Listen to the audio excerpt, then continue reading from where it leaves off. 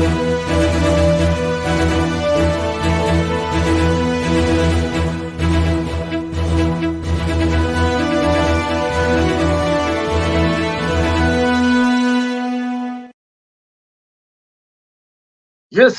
Welcome to Africa 24. This is your daily 24-hour channel whereby we give you what is happening in our country.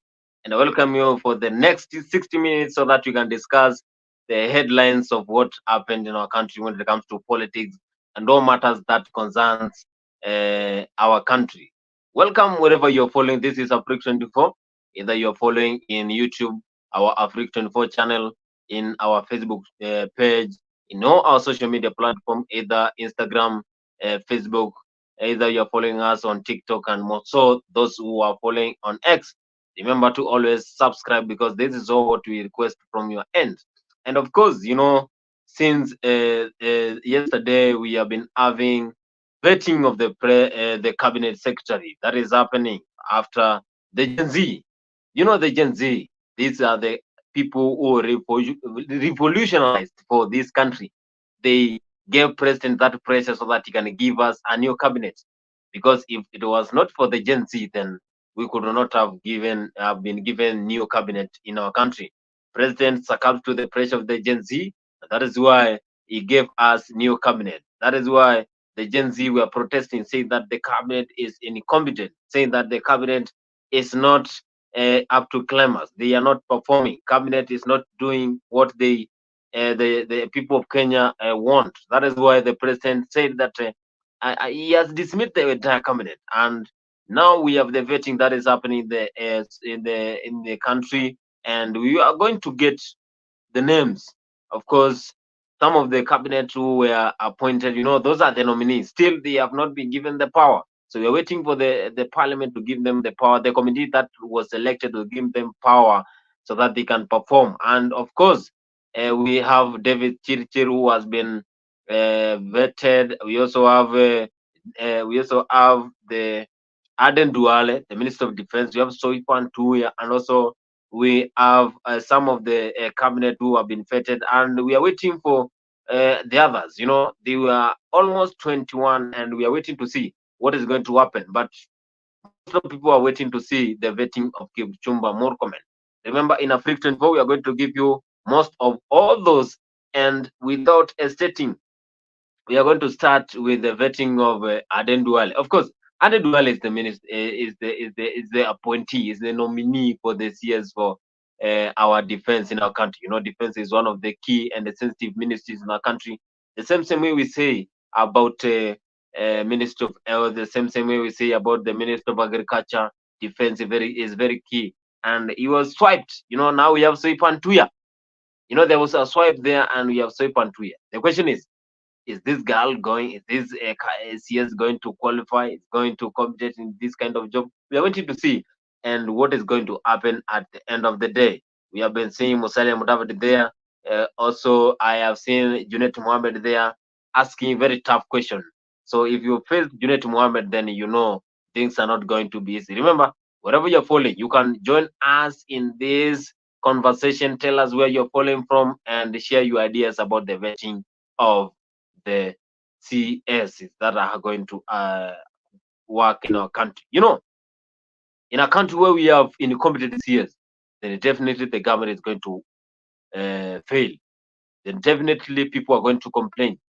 That's why, the people of Kenya, they raised concerns through the Gen Z.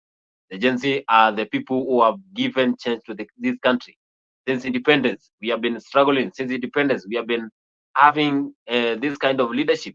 And when I was asked one of the questions by some of my friends, I said that I wish this kind of this Gen Z could have realized themselves during the time of Moi.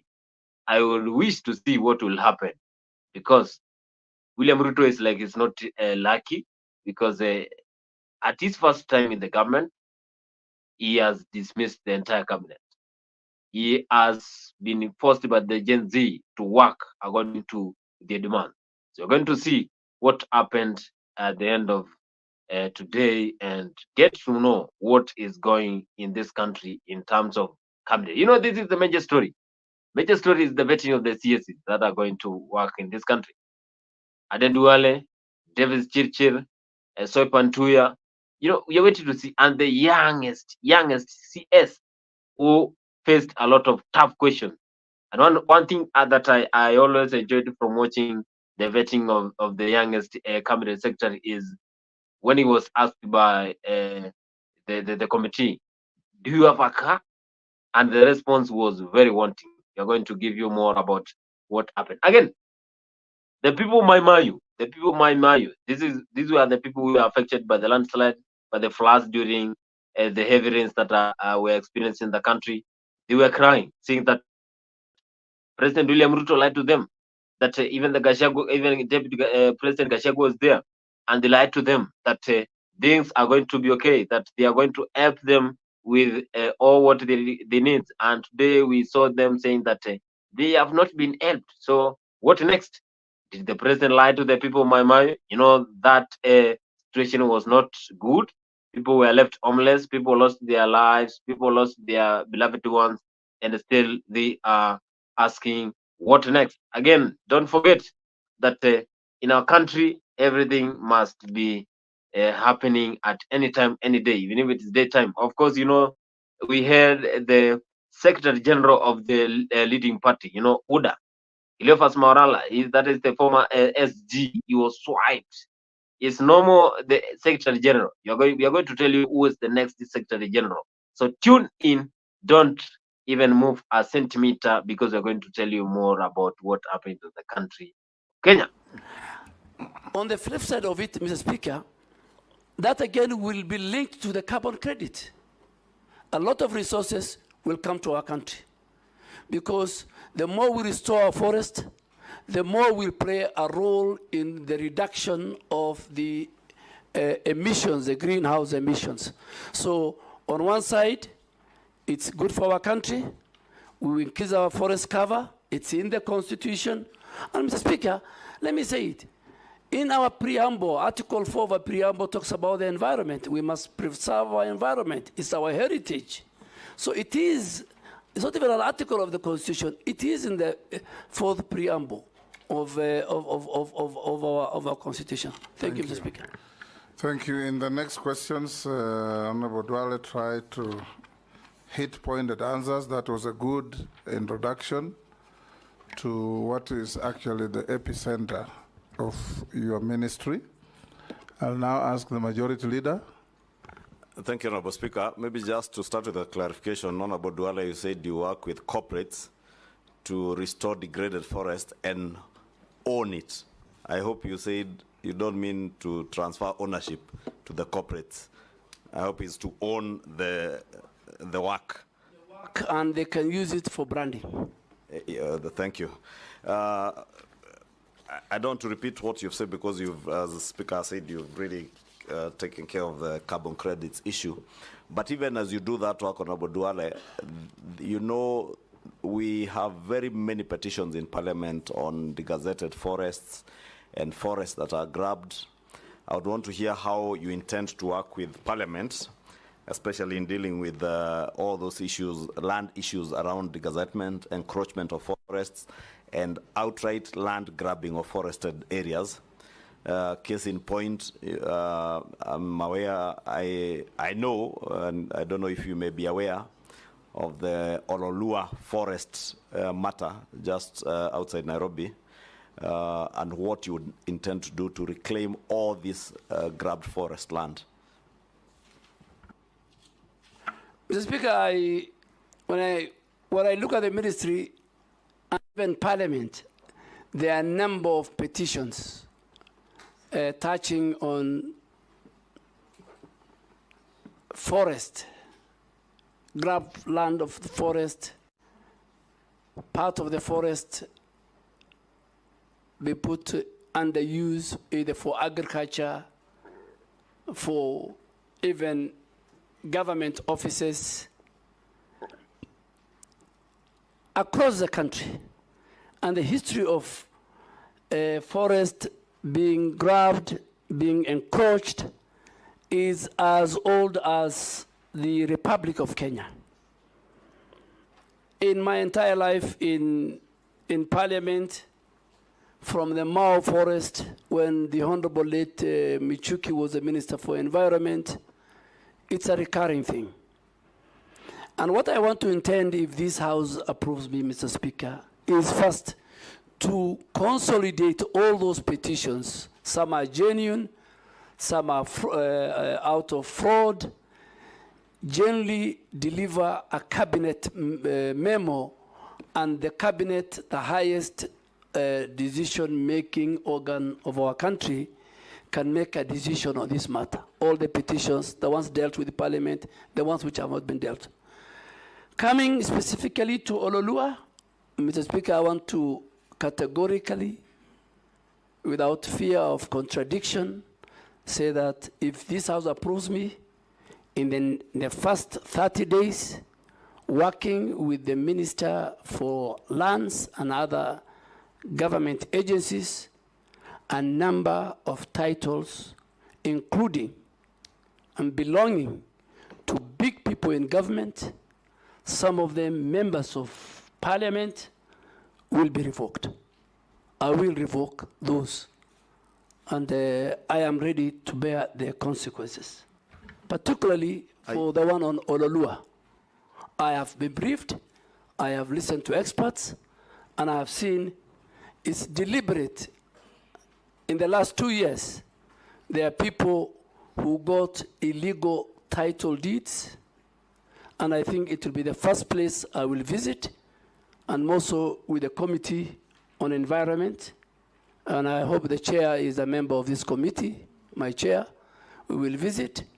And please, Mr. Speaker, some of your members might be casualties. No problem. If you do what is right, we will support you. Yes. Mr. Speaker, is that to say the CS nominee actually knows the grabbers of Ololua Forest? Because he has claimed they are senior government officers, including members of Parliament. I hope he's not referring to me since I asked the question. Mr. Speaker, I am the nominee for the Minister of Environment, Climate Change, and Forestry. So if this House approves me, forestry will be my business. Grabbers of forest land will be my business. Whoever they are, whatever their status is in society. Mr. Speaker, if I just to say it, and I think for record, let me say it. With the last 2 years when I was at the Minister of Defense, and I had the privilege to serve as a member of the National Security Council, and you served as a member of the Security Council when you're Minister of Foreign Affairs.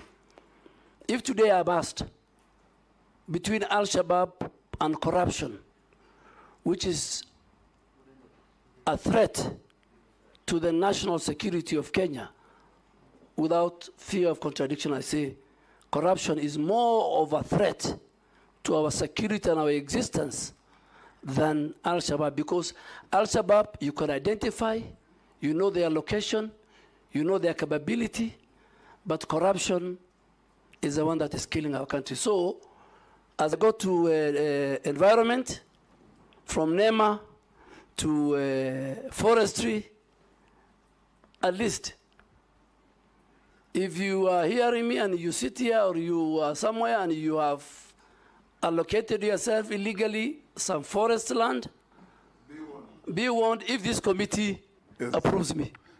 Jeanette? Thank you, Mr. Speaker. Mr. Speaker, I have 2 questions for the nominee. One is, first, it is one of which is on him, one of the nominees that have come here, Mr. Speaker, and he's... On the flip side of it, Mr. Speaker, that again will be linked to the carbon credit. A lot of resources will come to our country, because the more we restore our forest, the more we'll play a role in the reduction of the emissions, the greenhouse emissions. So on one side, it's good for our country. We will increase our forest cover. It's in the Constitution. And Mr. Speaker, let me say it. In our preamble, Article 4 of our preamble talks about the environment. We must preserve our environment. It's our heritage. So it is It's not even an article of the Constitution. It is in the fourth preamble of our Constitution. Thank you, Mr. Speaker. Thank you. In the next questions, Honorable Dwale tried to hit pointed answers. That was a good introduction to what is actually the epicenter of your ministry. I'll now ask the Majority Leader. Thank you, Honorable Speaker. Maybe just to start with a clarification, Honorable Dwale, you said you work with corporates to restore degraded forest and own it. I hope you say. Yes, you see, this is Aden Duale being vetted in the parliament, and also the committee led by Speaker of the National Assembly, Moses Wetangula. They are asking him a lot of questions, and of sure, this Ministry for Environment is like Aden Duale is well prepared, because the way he is answering questions, you can just see that he's ready for this job. You know, they are jobless. You saw what Alice Woman wrote in the social media that since 1985 she has never been unemployed, but now she is unemployed. So she was requesting the committee to give him the job, to vet him, so vet her for the job, so that he can work for the people of Kenya. So the way of Ale Duale saying that he is ready to make sure that the land grabbers in the country, he is ready to make sure that the land of the people of Kenya has been protected, because he is referring to what he has been doing when he was working with the Minister of Defense. He has been doing a great job there, the way he has been saying in the vetting.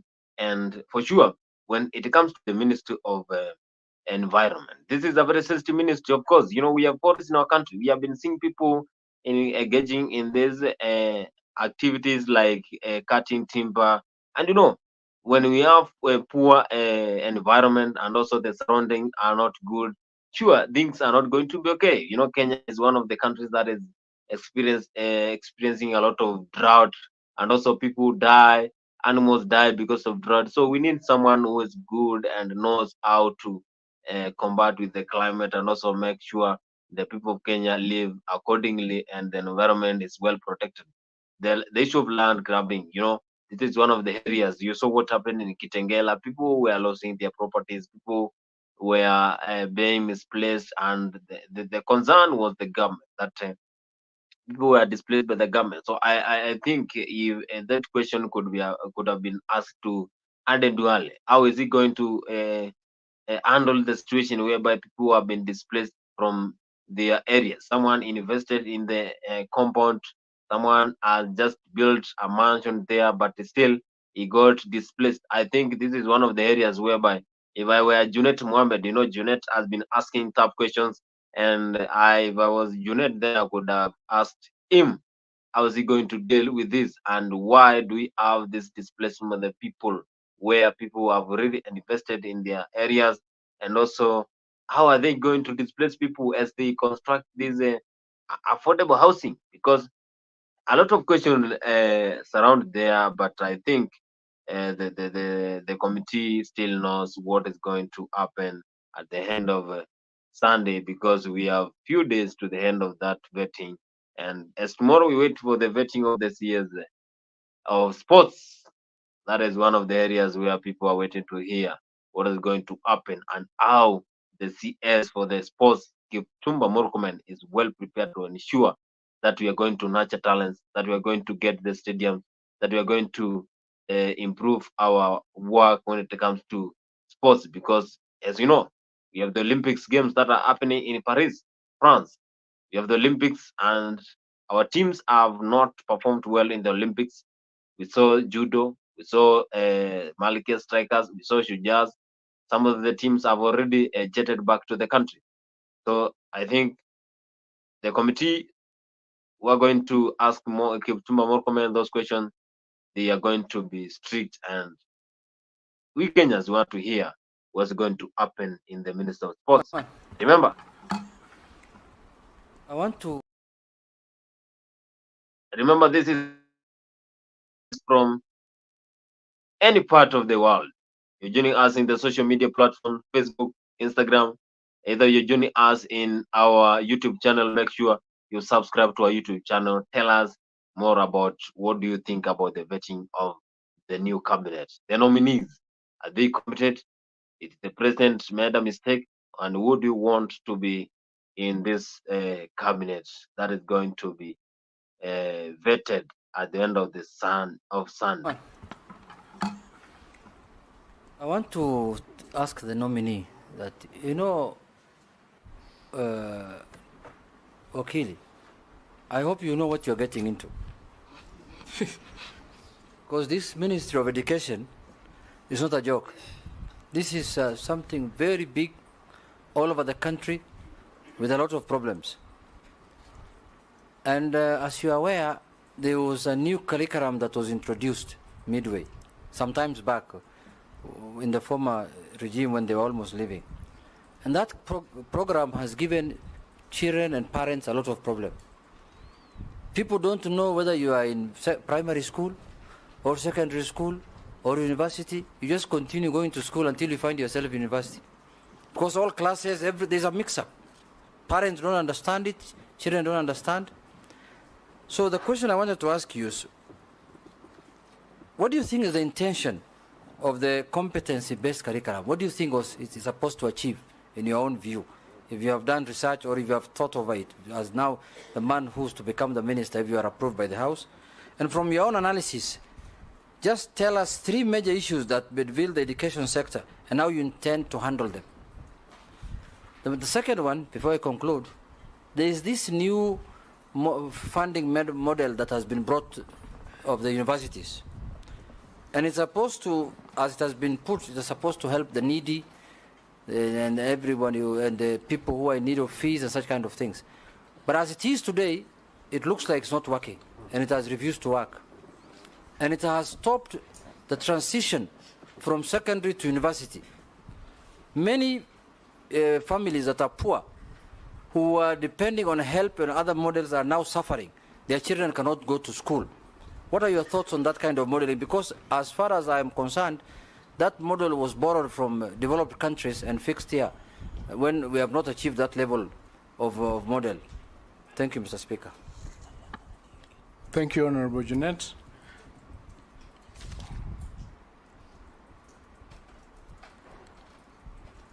Now, the question that you ask on the 3 main problems that are bedeviling the education sector is a very important question. And in my view... First, I ask you whether you know what you're getting into. I'm coming into it. I'm coming into it, and that's why I've started with that one. Because when I thought about it, I realized that the main problem of the education sector is funding. Each and every problem that you can identify in the education sector, its root is funding. Funding in the sense that there is not sufficient money to cover all the programs and all the students in the country. So then I asked myself, just like you've asked me, do I know what I'm getting into? Is this something that I need to do to get in there? And I said, somebody has to do this job. So if you find that I'm suitable to take this position, my thoughts are the only way to solve the problem bedeviling the whole sector is to find a way of raising enough funds to ensure that the provisions of the Constitution with respect to education are covered. When I thought about it, I realized that there has not been a clear audit to find out, for instance, how many students do we have who need resources? How many funds do we have that cover these students? How many organizations are giving various assistance to these children? How many people are contributing every day towards the school fees of these children in the country? In other words, how much money is the whole country spending on education?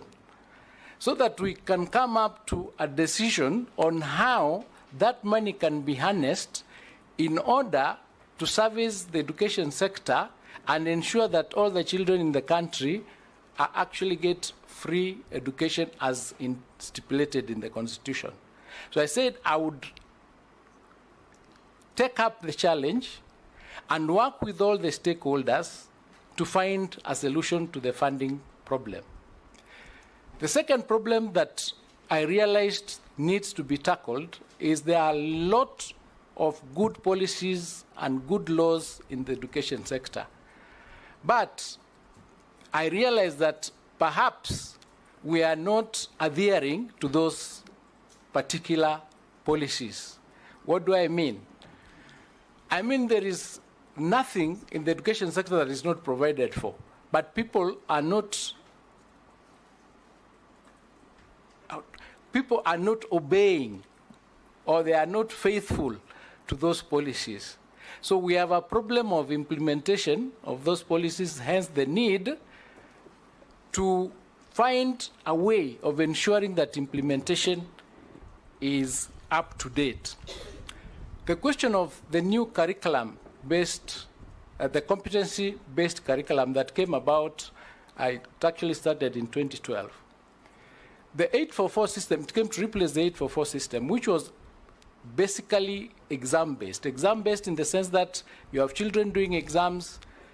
When they don't pass, the ones who pass go to university or to colleges. The ones who don't pass lose their way in the middle. So it became necessary to come up with a competency-based curriculum that recognizes the competencies and the talents of the other children who may not be as good as in the exams.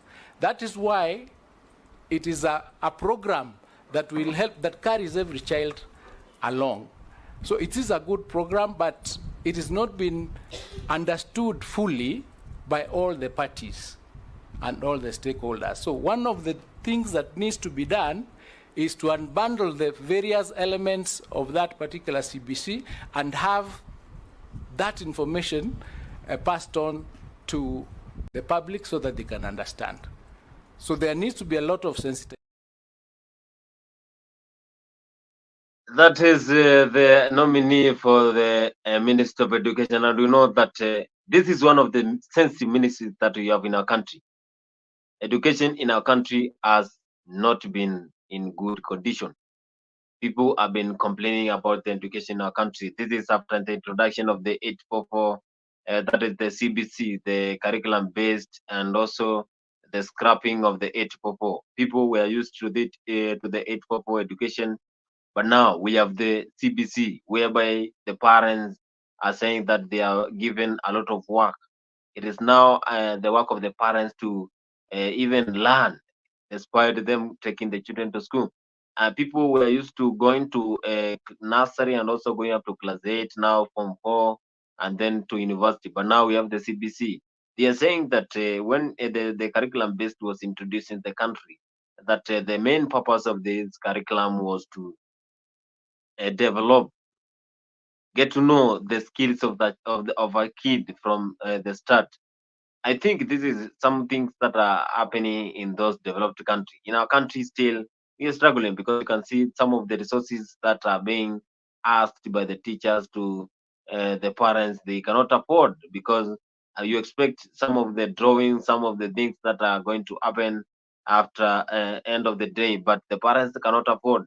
But when you realize this system happening in the country, then you can know that we have a lot of things to do in our country. They are making parents to suffer. That is where you have heard Junet Mohammed saying this thing came and confused every person when it comes to education. So I think what we can do is that the questions that we ask to the nominee of the Minister of Education, he should be aware that this is one of the sensitive ministries that almost carries all the people. Almost everyone is should be educated in the country. Education is very key. So if a kid develops or has no route for the education, then at the end of the day, then that is a wastage. So you should know that the way we have sensitive ministries like the Minister of Defense, Education, Agriculture, Health, he should know that education is very key and they should come there well prepared to perform and ensure that people of Kenya are well served when it comes to the education. Again, the issue of higher education loss board, the comrades. I have several students that have not joined the university since the introduction of this education system, whereby they are not able to afford for the school fees. Because I remember the time we were in school, we are paying almost 18,000. That is per semester. So if you multiply 18,000 per semester, that is 36,000. And you know that the help that is higher education loss board used to give you according to your level of poverty. So if you are so poor, then they are going to give you almost 60,000 per academic year. So it has already covered all your education. So now we don't have that one. A lot of process that is going through so that you can get that money.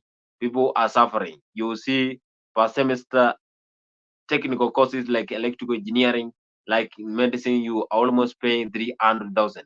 Where are you going to get this 300,000? Yet you are farmer. Yet you are found in even the remote areas. I think this one education system is only favoring those who are rich.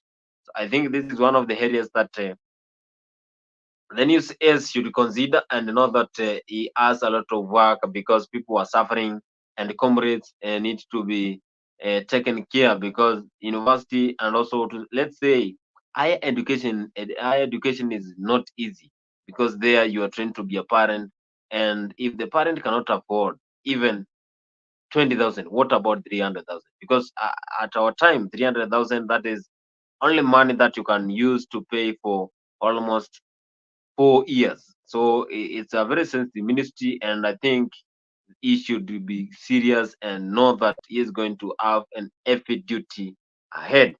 That is, if the committee allows him to go ahead and work in the Ministry of Education. Dependence on people's memory. Technicians depend on memory to tell you where the pipeline is.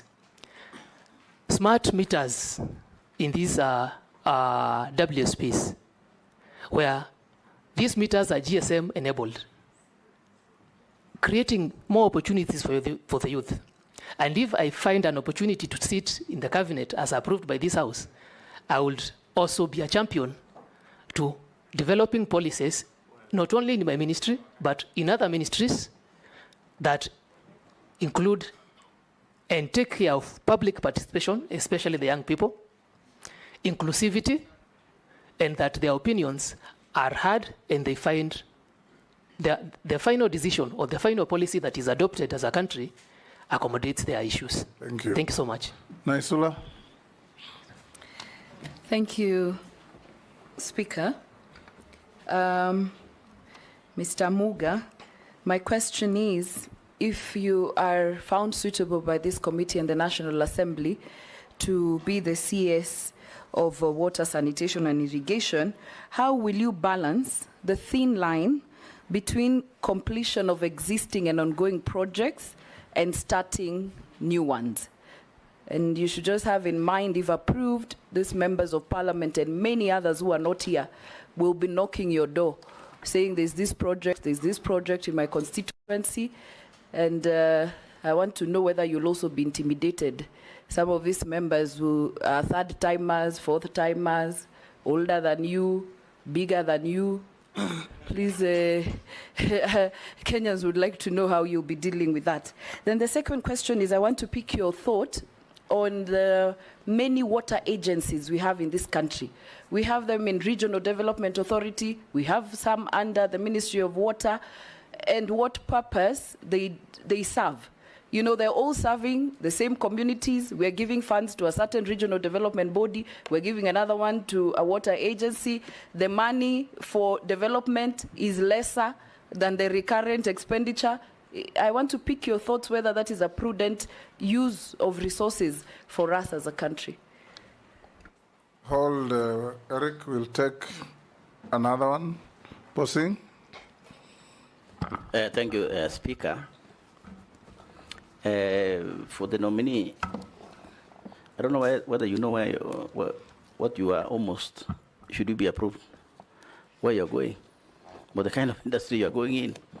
And maybe to help Honorable Chair and Chairman and Speaker, two things. One, there are dams which are already built, and some of them are 50% in this country, big dams. Some of them 50%, some of them 60%, 70% in terms of completion.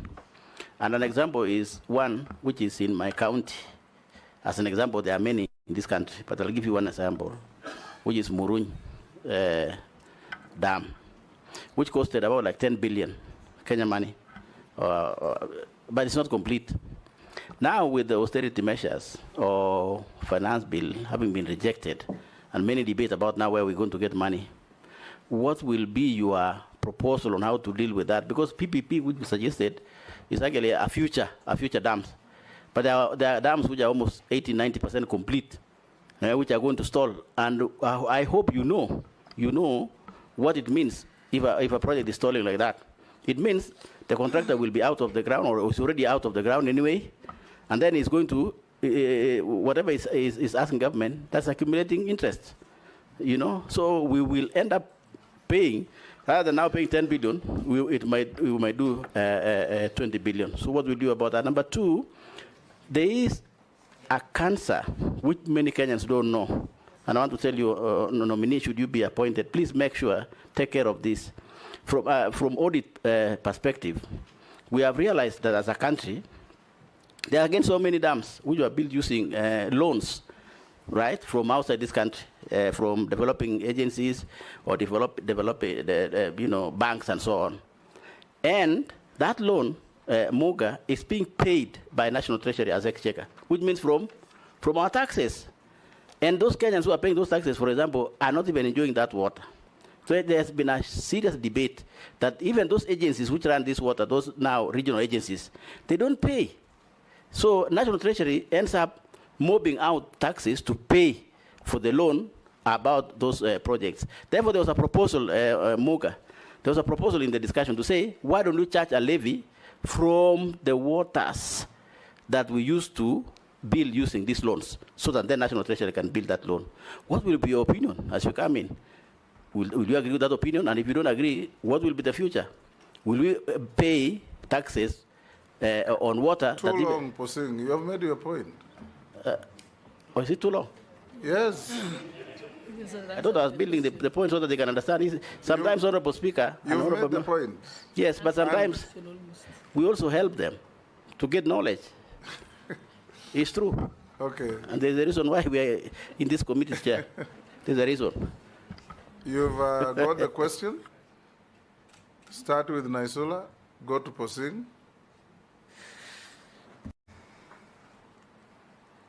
Thank you, Speaker. If I may respond to Honorable Naisula's question on the lean line between completion of projects and starting new projects. As I initially stated, I am well aware of our austerity measures. However, projects that have been started have already, Kenyans and the taxpayer has already sunk money in these projects. Honorable Naisula, through the Speaker, my target would first of all to complete these projects and ensure that Kenyans get value for their money. How do they get value for their money? Through connections. The only proof that we are truly working as a country towards achievement of Vision 2030 of 100% water connectivity is by completing the projects and actually having connections to Kenyans. I agree it's a thin line between, because the House members may want new projects in their areas. And I would like to be reasonable. And we'll ask the Speaker, the same matter might come to your House again, to protect me, because members, Kenyans have already spent money on old projects that are not helping anyone. Unless we complete this, then we'll have a chain of incomplete projects throughout the country. And the Vision 2030, and well aware that water is one of the SDGs, sustainable development goals, we will not achieve that by 2030. The second question from Honorable Nisula through the Speaker was on my thoughts on the many water agencies we have in this country. Our constitution is very clear, and the Water Act 2016, on the establishment of institutions that are required to man and manage the water affairs of the country.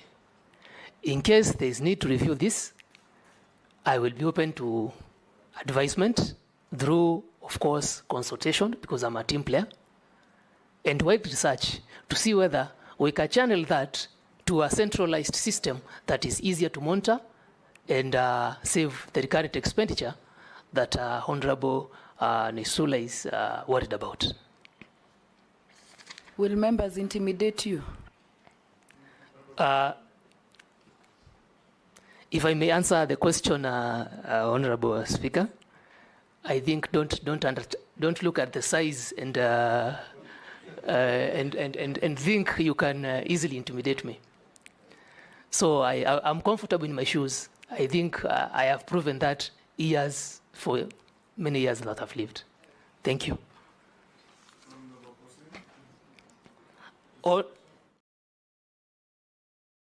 Yes, that was Honorable Muga, the nominee for water sanitation in the country, Ministry for Water, one of the sensitive ministries that we have. How is he going to make sure that the dams that we have, and of course, I will not remember what happened in our county. We have the Dwake Dam. We also have a lot of dams in the country that are still pending, that are not still providing services to the Kenyans. So how is he going to work? And of course, he is the youngest. Don't forget that he is the youngest CS in this Ruto's government, because he's only 32 years old, and you have heard even the committee asking him, will he feel being intimidated by the members, because he's saying that he is young. I think the first introduction that he gave to the committee is that he is young and ready to work for the people of Kenya. But I heard Junet Mohammed saying that that should not be even a response, because whenever he was given that duty, then there is no matters about age, but just come there and do your work. So we're waiting to see. And he is the only CS who has the lowest net worth. So we are still following up on what is going to happen. And I've seen in the social media, Kenyans are saying that they should give Muga the job for the Ministry of Water and Sanitation. So we're waiting to see, because that is a very sensitive ministry, by the way. You know, some parts of Turkana, Lordu, and Marsabit, the northeastern part of Kenya, people suffer because of drought. How is he going to make sure that those people are not suffering? How is he going to make sure that some parts of Ukambani that people are not suffering? So those are the kind of things that we expect for the nominees in the cabinet to work for the people of Kenya. How is he going to make sure that the water that we have, how is he going to make sure that our Lake Victoria, you know, we have a lot of resources there. We have a lot of conflicts in those islands, the islands of Megigo. You know, the last time when we had the conflict with the Ugandans, that they wanted to like the island of Lake Victoria. So how is he going to make sure that our country is in the right direction when it comes to the water? You know, water is a very big resource, and also something that should be utilized in the best way. You know, he has a lot of work to do if only he is vetted by the committee. So waiting to see the youngest cabinet secretary in the Republic of Kenya, who is now a Muga, and is going to work in the Ministry of Water and Sanitation. That was his questions that were asked by the committee. Remember, you are following Africa 24. This is one of the best platform whereby you are going to go to know what is happening in the country. More so, what entails our country. You know, either you're following in Sudan, you know, I know Kelvin is following from Sudan. You're following us from the United States, UK. Remember to always subscribe, like, comment, and share our programs, because we have a lot of things that happens here. The daily political show. Of course, remember, after this, we have the political show. your best host there. They are going to give you more about the politics in our country in the intense way. Remember to tune. Remember to always keep updated when it comes to the politics in our country. And not forgetting, we have the Paris Olympics that are happening. We have the Timber Show that happens every weekend.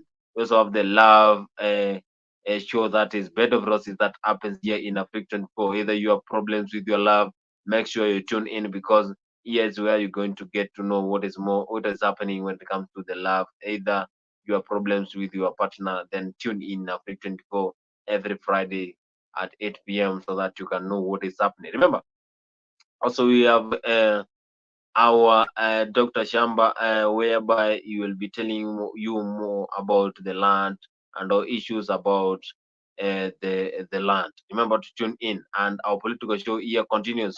Of course, don't remember the Dimba show. We have the Paris Olympics that are happening in France.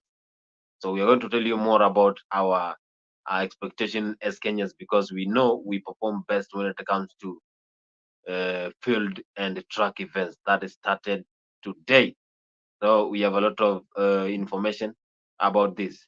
This one we always give you in the Timba La Afrique show. So tune in and enjoy what is going to happen there. Of course, there is also a clip that was going around about This the parliamentary committee CSG. on appointments. I'm the chairman, the Speaker of the National Assembly. We have the Deputy Speaker, Gladys Boss. We have Njoroge, our clerk. I'll invite all the members to introduce themselves for the record, starting with the Naisula. Naisula Lesuda, MP Samburu West. Kimani Shongo. Junet Mohammed. Nelson Koech. Kosing David. Gikaria David. Abdul Rahim Daoud. Ferdinand Kevin Wanyonyi. George Gitonga Murugara. Owen Baya. Robert Mbui. Dido Raso. Abdi Shurie. Shimboko. Dehab Mukami. Caleb Amisi Sabot. Thank you. Honorable Dwale. Those are the members. Those are the members, the committee members that are always making sure that these nominees for the cabinet secretaries are going to perform when it comes to the work that they were given by the president. So, we have the Caliber Missy there, we have Junet Mohammed, Kimani Chungwa, we also have the speaker, the deputy speaker, the clerk. So those are the people who are going to determine the ideas, the thoughts of all the Kenyans. So it is upon them to decide whether they're going to give them the job or not. So if you're competent for the job, then you're going to be given that job. Remember, of course, we have some of the problems in the ruling party. The former SG, that is the Secretary General of the ruling party, that is UDA, Cleophas Malala, is now former because we have new member. This is after rumors started circulating, and the people that were said like the goons stormed along the offices of the UDA, that is the ruling party, along Gong Road. And people said that this is only by those who follow Cleophas Malala that went there. So we're waiting to see, is there problems in the Republic of Kenya, that is the ruling party. We heard the president talking today and saying that they should give him time because he is now engaging every person. He always makes sure that he listens to the people of Kenya. So Ruto said he is ready to work with the people. That's why he brought in the cabinet, whereby we have Azimio top leaders who are involved in the cabinet. So we're waiting to see what is going to happen. Remember, Africa 24 is going to give you more updates about the UDA government.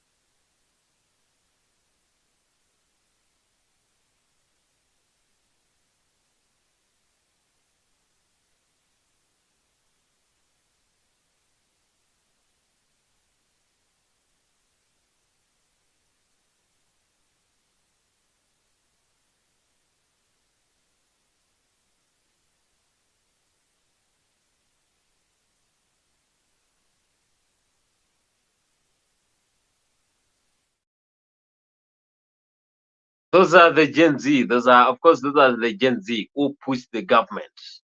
The Gen Z who push the government so that we can have a new cabinet. The Gen Z who push the government so that we can have a new government that is being formed after they declined the finance bill and they're still pushing the government to do what they want.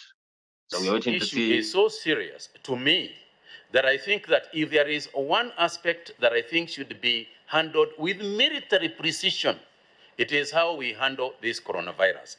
Because it is a disease that is not understood yet. But when I have done my research in the ministry, Mr. Chairman, we started off from a very bad position. I don't know how many of you walked through the airport when this thing started. And I know you noticed there was very little surveillance as you walk through the airport. One of the reasons that this was the case is because there were only two thermal detectors in the airport. Now we are lucky that we have got at least 6, and thanks Safaricom has bought 4, for the government. So prove and I'm sworn in, then my first task on that desk will be dealing with this issue of coronavirus and making the necessary changes and the necessary infusion in order for us to be safe. Because we must presume and we must assume it is not a question of if we are going to have this disease in our country. It may very, very well be a question of when, not if.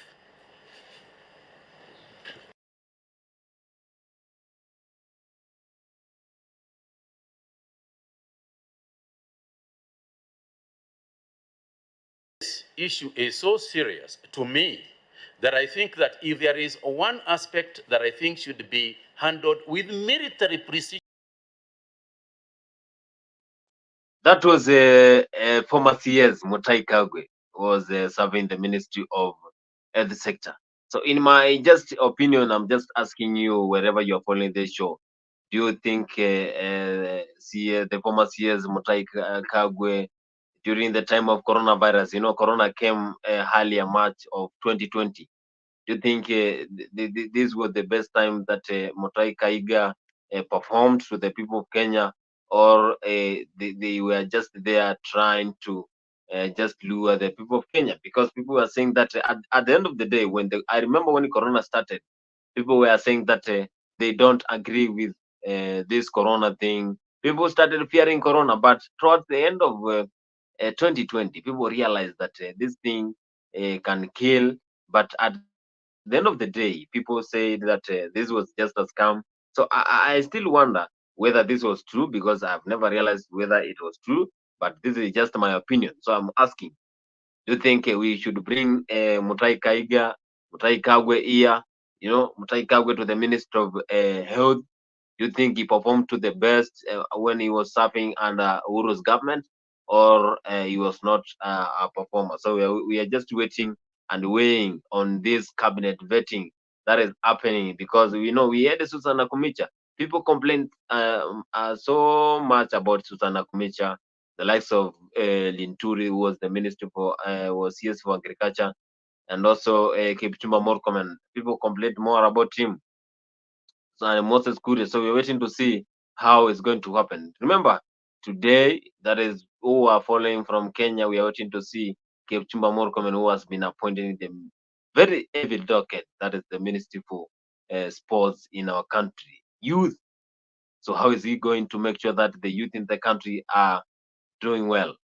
Remember the former CS Sababu Namwamba, he pushed the country so that Kenya qualified for World Cup for the first time under 17, led by Mildred Cheche. Now they qualified World Cup. How is Kipchumba Murkomen? So those are the questions that Kenyans expect. Kenyans are waiting to see what is going to happen today during the vetting of Kipchumba Murkomen, who is the nominee for the Ministry of Sports in our country. Very heavy docket. So we are waiting to see if he's going to win or is going to lose this nominee for the Minister of Sports. Remember, in Africa 24, we give you more about what is happening. Our some in the comment section is saying military precision, but he copied everything from the United States. Gibbs Icona, I know Gibbs Icona is saying, I Boniface, I'm following from France and Kenyans have not started well. Most of our runners, great runners representing Uganda. You know that Kenya is well known by the track events. You know, Kenya performs well in the track events. Today I saw Timothy Cheruiyot running.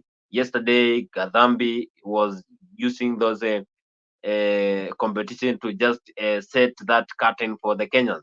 So Faith Kipyegon is on the way. We have Mary Mora who is on track today, and also we are waiting to see Ferdinand Omanyala. You know, tomorrow we have Ferdinand Omanyala who is going to lead our country. So waiting to see what is going to happen. You know, in the Paris Olympics, and things are not good for our side because still our teams have already jetted back. We know Chuja have just came back. Malkia strikers were defeated by Brazil, defeated by Poland. So we are waiting to see if we are going to win the next match against Japan. But it is a tough game for our country. And also, it's like we were not prepared for this Paris Olympics. So a lot of things are going to happen towards the end of the Olympics because the Olympics started on date 26th of July, that is last month, going up to date 11th of August, that is this month. So we're waiting to see if Kenyans, we are known for track events. Yesterday, I saw our Kenyan who plays for judo, and she was defeated. Gerotich was defeated. I also saw one of Italian, Angela, who was crying because she realized she was in a race with one of Algerian woman, but the Algerian woman was not a woman, he was a man. So when the Italian athlete realized that, he started complaining. Why did they give someone who is not a woman? Because she was only given two attacks and she lost the competition. So she worried. So if you follow more about the police Olympics, you can know there is a woman, there is a man who was in those competition, and a man, he was fighting with the Italian Angela, and Angela complained a lot about why did they allowed that man to have a race with. Ah, that is Paris Olympics chronicles that are happening in Paris, France. And Gibbs Icon is saying COVID was real with a lot of cover up. Yeah, we know COVID was real, and still COVID in our country is still there. We have seen in the last few months whereby the president of the USA was, the former president was detected with the COVID, but still COVID is there. COVID is real, and only Kenyans realize that, Kenyans get those information and they circulate them from nowhere. Remember, we are telling you more about what is happening, but our concern is the cabinet vetting that is happening in our country. So what we can say is that we are waiting to see at the end of Sunday where the vetting will just end, and what are we going to expect after the end of the vetting. The Speaker of the National Assembly together with the deputy are leading the committee. So waiting to see if there is some of the names that are going to be rejected, that are not going to get that pass to join and work for the people of Kenya when it comes to the cabinet. Yubzakon is saying she is a born woman with man's hormone. So when you follow the story about the Italian woman, she said that Angela said, of course, she's known as Angela. Angela said that she withdrew from the competition and she was ready for competition, but she withdrew because she realized that they gave someone who is not a woman. I remember that, and Angela was not happy because she said she was really prepared for the Paris Olympics that are happening in France. But remember, in Paris Olympics, a lot of things have still happened. Our Sudan team was playing against the USA. I remember telling people about the USA, and we were there beginning who is going to win, but USA led by Kevin Durant, they scored a lot of goals, and USA won 103 points against USA, who had 86. Remember, Africa 24, this was your top stories today. I'm your Boniface Kimanzi. Remember, after this show, we have the political show.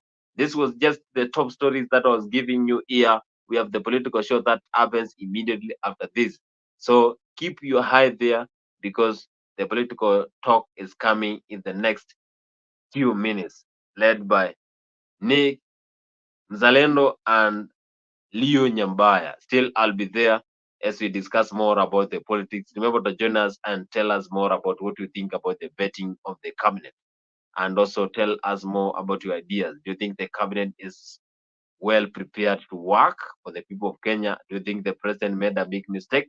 Or we have to go back to the drawing board? Mato Makabdets anasema ala black ugogu pia. So we have the comment section led by Gypsy Corner following from France.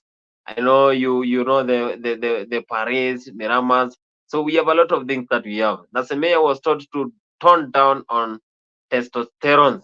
Yeah, we remember that one whereby the debate was so hot about the cabinet vetting. So we are going to talk more about the vetting and also what is happening in the country, more about the politics. You know, there is a motion that is ongoing about the impeachment of PP Rigathi Gachagua. But when he was asked, he said that his work is to respect the boss. And also, President talked about it and said there is no motion to impeach the deputy president Rigathi Gachagua, and our country is in good terms. Welcome to our show, Matu. And remember to subscribe, like, comment, and share our Freak 24-hour channel. Go there, like our clips. We have a lot of information there. We always keep you updated and give you more about what is happening about the country and also tell you more about sports, politics, land, love, everything we always discuss here in Africa 24. Matu, karibu sana kwa show ya Africa 24. Remember to always subscribe and get tuned. We have a show every day. Thank you so much for tuning in. We are coming in a few. This was top stories in our country. We are coming for the political show. Feel free to join and share ideas about what is happening.